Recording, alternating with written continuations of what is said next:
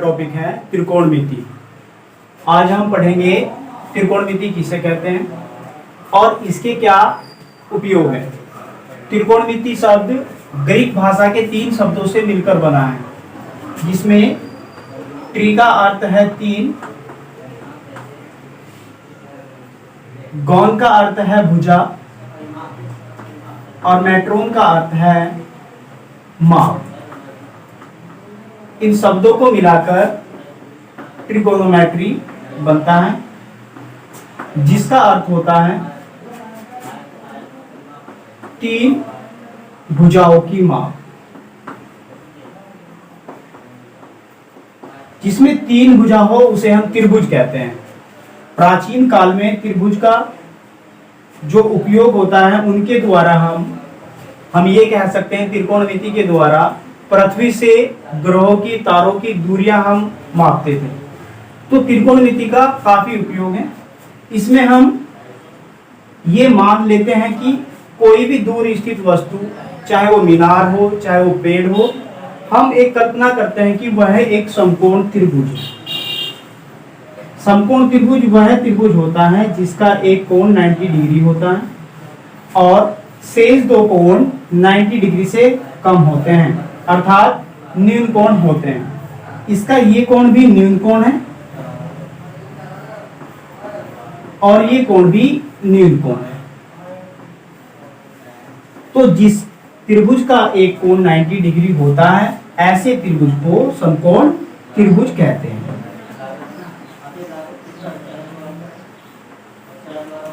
समकोण त्रिभुज ये एंगल 90 डिग्री होता है और इन दोनों एंगलों का योग भी 90 डिग्री होता है। इस तरह से त्रिभुज के तीनों कोणों का योग 180 हो जाता है। अब हम एक समकोण त्रिभुज पर विचार करेंगे। हम पिछली कक्षा में भी पाइथागोरस प्रमेय के बारे में पढ़ चुके हैं। समकोण त्रिभुज में पाइथागोरस प्रमेय के हिसाब से या बोधायन प्रमेय, पाइथागोरस प्रमेय को बोधायन प्रमेय भी कहते हैं।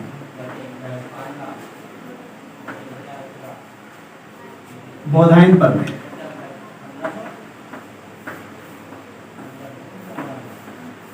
तो जो गणितज्ञ पाइथागोरस थे उन्होंने बताया कि किसी भी समकोण त्रिभुज में जो बड़ी भुजा होती है उसका वर्ग शेष 2 छोटी भुजाओं के वर्गों के योग के बराबर होता है। तो पाइथागोरस प्रमेय के अनुसार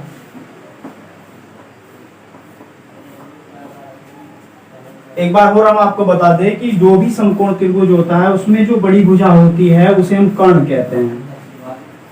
और जो एंगल हम लेते हैं, जैसे हमने इस त्रिभुज का ये बिंदु A, ये B, ये C लिया, अगर मैं यहां से कहूं तो A के सामने का जो भी होता है वो लंब होता है और जहां एक समकोण होता है उसके सामने की भुजा कर्ण होती है और नीचे की भुजा को हम आधार बोलते हैं। इसका हम दूसरा नाम लेते हैं, जैसे इस भुजा को हम संलग्न भुजा भी कहते हैं, इसे सम्मुख भुजा कहते हैं। सम्मुख इसलिए कहते हैं कि जिस एंगल का हम मान निकालते हैं, जिसका हम साइन या कोस या tan निकालेंगे, उसके सामने की भुजा लंब होती है, इसलिए इसे सम्मुख भुजा कहते हैं। यदि मैं यहाँ से मान निकालूं जैसे C के हिसाब से, तो हम इसे लंब मानेंगे।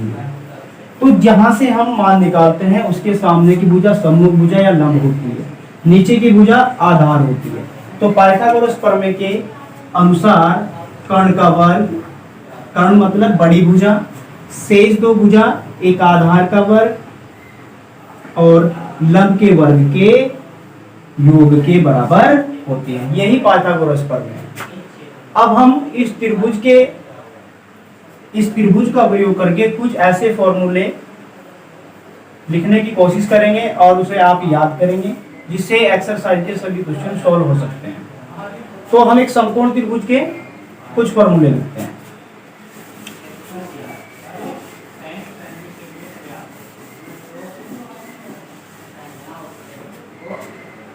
मैं फिर से बता देता हूं, समकोण त्रिभुज में एक कोण 90 डिग्री होता है। जिस त्रिभुज में कोई भी एंगल यदि एक 90 डिग्री हो, वह समकोण त्रिभुज होता है। जैसे हमने इस त्रिभुज में कोण बी समकोण माना है। तो ये कैसा त्रिभुज हुआ? समकोण त्रिभुज।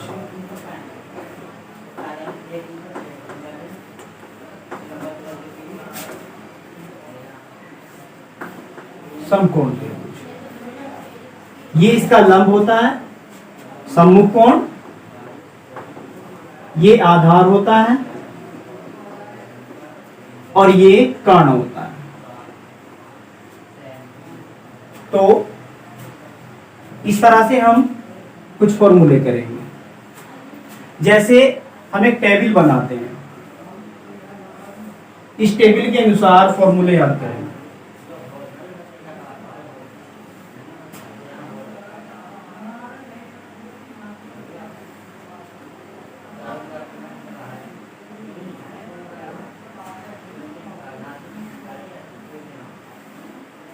हम इसमें लिख लेते हैं LAL लाल, KKA कक्का। फिर हम त्रिकोणमितीय फलन का उपयोग करते हैं। जैसे अगर हम इस एंगल के अनुसार मान निकालें तो हम लिखेंगे sin A cos A tan A, इसके opposite cosec A sec A और cot A। ऐसा हमने लिख लिया। तो ये टेबल आपको ध्यान में रखनी है, इसके अनुसार ही फॉर्मूले लिखे जाएंगे। ये टेबल बहुत जरूरी है। जैसे हम यहाँ sin A का फॉर्मूला, sin A का सूत्र अगर हम लिखे तो हम लिखेंगे लंब बटे कर्ण, cos A का लिखे तो आधार बटे कर्ण, tan A का लिखे तो लंब बटे आधार। ठीक इसी तरह नीचे से लेते हैं cot A का अगर हम सूत्र लिखे तो आधार बटे लंब, sec A का लिखे तो कर्ण बटे आधार और cosec A का लिखे तो कर्ण बटे लंब हम लिख सकते हैं। लिखते हैं इन फॉर्मूलों को। जैसे sin A cos A tan A, इधर मैं लिख लेता हूं cosec A sec A और cot A। टेबल से देखकर लिखेंगे sin A का L/K लंब बटे कर्ण, cos A का A बटे K आधार बटे कर्ण, tan A का L/A लंब बटे आधार। ऐसे ही इधर cosec A का यहां से देखते हैं कर्ण बटे लंब, इसका उल्टा होगा K बटे L या कर्ण बटे लंब। sec A इसका उल्टा कर्ण बटे आधार, या हम डायरेक्ट टेबल से देख लेते हैं कर्ण बटे आधार। cot A का आधार बटे लंब,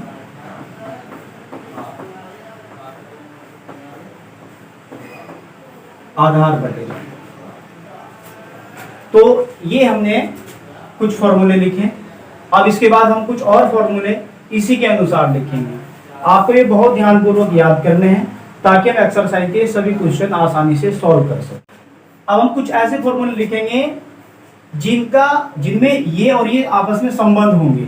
जैसे हम sin A का फॉर्मूला लिखें तो हम कुछ इस तरह लिखेंगे।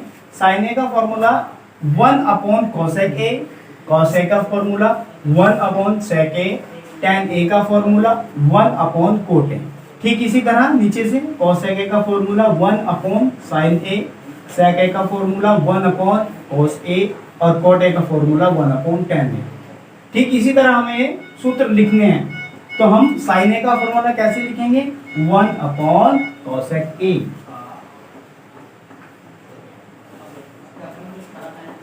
और मैं नीचे से लिखूं cosec A का फॉर्मूला तो 1/sin A, 1/sin A। ये यहां से हम ये इधर ले जा सकते हैं, ये इधर, तब भी यही फॉर्मूला होगा, या हम डायरेक्ट टेबल से देखकर ही फॉर्मूला लिख सकते हैं। ठीक इसी तरह cos A 1/sec A और sec A का फॉर्मूला क्या होगा?